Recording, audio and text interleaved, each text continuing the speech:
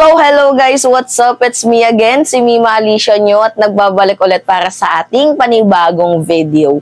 So, ito na nga po guys, napakalinaw sa nangyaring interview ni Maharlika dito kay Attorney Vic Rodriguez. Malinaw po guys na sinunog siya.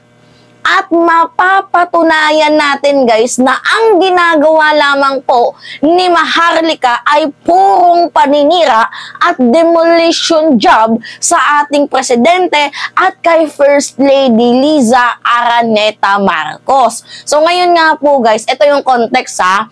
Diba, nag-interview itong si Maharlika with Attorney Vic Rodriguez. And then, ang dami nilang mga binanggit about dito sa appointment, diba, nung naging executive secretary itong si Attorney Vic and kung bakit siya tinanggal, kung tinanggal nga ba siya or kusang nag-resign, yan. Yan naman po kasi talaga usually yung pinaglalaban ni Attorney Vic at yung ayaw niya nga, diba, sa term extension. Pero hindi naman magta-term extension ng ating presidente. Haka-haka lang nila yan. Anyway, yan po yung pinaglalaban ni Attorney Vic na ayaw niya ng charter change at syempre, pinapagtanggol niya yung kanyang sarili na hindi naman siya tinanggal, kusa siyang nag-resign, hindi naman siya pumiki ng perma about sa importation ng sugar, yan, ganyan, ganyan.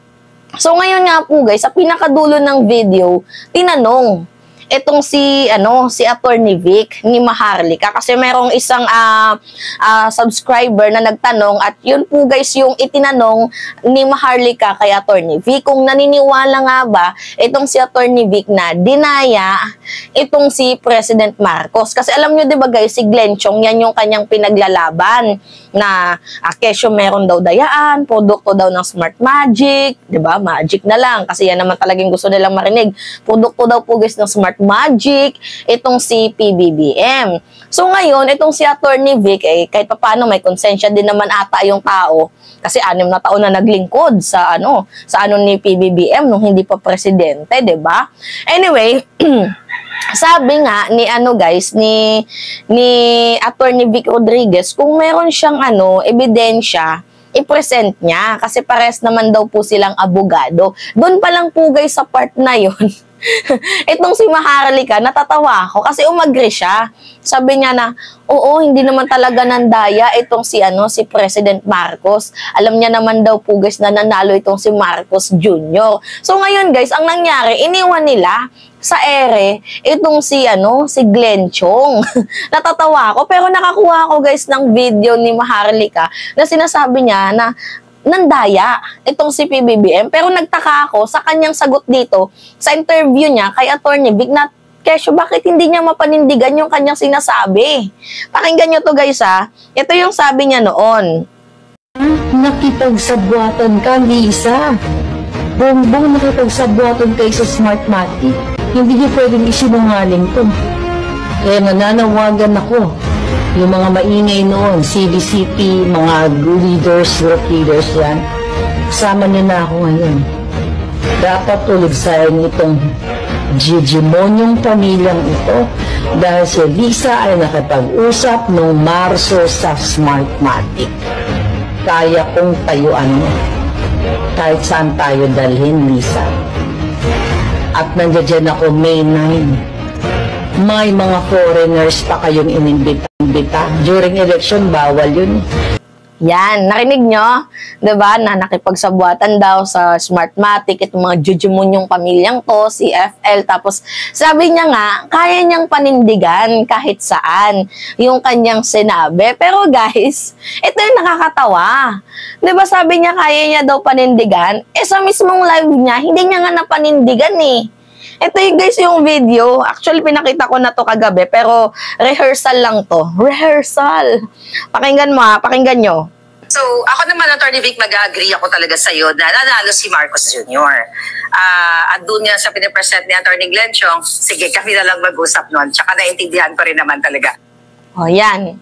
Akala ko ba kaya mong panindigan, Maharlika, yung sinasabi mo na nandaya itong si PBBM. So ngayon nga po guys, napakalinaw nga po na hindi para sa bayan ang ginagawa ni Maharlika, bagkus para po sa kanyang sarili 'Diba? And syempre, dahil nga po sa malalim na ang galit niya kay First Lady, dahil nga siguro hindi na-appoint or something else like that, 'diba? So malalim ang galit niya. Pero guys, ito yung nakakatawa kasi mismo sa live niya, sinunog siya eh. 'Diba? Sunog na sunog siya. Bakit hindi niya mapanindigan? So napakalinaw na ang ginagawa lang ni Maharlika is demolition job. Mga paninira. 'Diba? Kasi usually yun naman guys yung yung ginagawa niya sa kanyang content every day. 'Diba? Kagaya nga ng sabi ni F. Eliza, I hope the money you got is worth it from the friendship you lost. 'Diba? So hoping na sana yung perang nakukuha mo is worth it sa pagkakaibigan nating sinayang mo.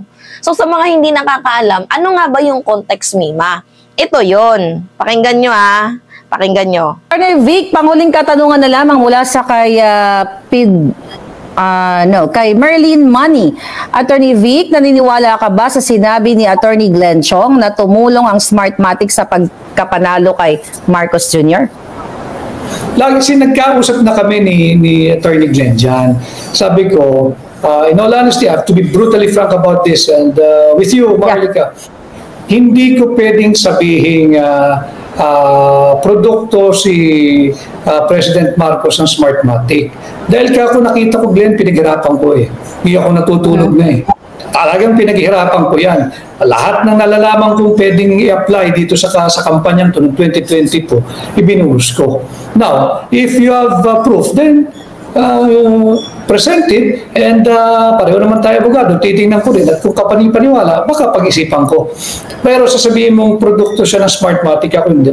Yan, hanggang ngayon, titindihan ko. Nanalo si Bongbong as president, fair and square. Yung sinasabi niya, lately, ang sinasabi niya, baka dinagdagan. Hindi ko kayang sagutin yon. Kailangan doon, presentation of evidence, technical, substantive, and otherwise. Pero yung sinabing nanalo si Bongbong, nanalo si Pangulong Marcos, siya ang totoong Pangulo. Pero kung dinagdagan yung boto niya, wala pa akong conclusion ngayon dyan. Until and unless I see proof that would establish or could establish na nadagdagan o dinagdagan yung boto niya, maaari ako maniwala. Yung final count, yung final count. Pero kung siya nanalo, ako kahit nga isang boto lang ipinanalo namin I'll take it, panalo yun O yan, narinig nyo? Diba? So, sabi nga ni Attorney Vic, magdala kayo ng ebidensya. Magdala kayo ng ebidensya daw. Tama naman, kasi abogado itong si Attorney Vic and abogado din itong si Glenn Chong. And syempre, itong si Maharlika, bungangera lang to. Out of the context na, wala na yan. Wag na natin isali si Maharlika. Sa labanan na lang ng mga abogado. Abogado ka, Glenn Chong. Glenda, abogado ka. Diba? Abogado din si Attorney Vic. Nag-usap na pala kayo. Hindi pala siya naniniwala sa sinasabi mong nandaya. Diba? Tingnan nyo kung paano sinunog ng mismong kakampi nyo. Diba? Kayo. Sa mismong live ni Maharlika. Tingnan nyo guys, no? Sabi nga ni Attorney Vic, hindi nga ako natulog Nandoon ako nung panahon ng counting. Napuyat ako. So, kitang-kita ko na fair and square na nanalo itong si President Marcos. And also guys, si Attorney Glenn Chong, nandun din yan nung counting. So, paano niya nasabing nandaya? Nandoon siya. Kagaya nga ng sabi ni F. Eliza, nandoon ka nung counting, bakit hindi ka mag-file kung totoong nandaya? Diba? And tsaka guys, sinasabi ko sa inyo, yung ginamit na Smartmatic nung panahon ng eleksyon kay PBBM, yun din yung ginamit kay Sara Duterte. So, kung nandaya si PBBM, nandaya din ba si Sara? Yan ang sinasabi ko sa inyo guys, sinisiraan nila itong si PBBM without knowing na mas nahihila nila pababa itong si Sara Duterte. Diba? So ngayon nga po guys, malinaw. Diba malinaw sa ating lahat na itong si Maharlika ay pawang paninira lang ang kanyang ginagawa. Wala siyang paninindigan. Ano sabi niya nga sa una? Titindig daw siya kahit saan.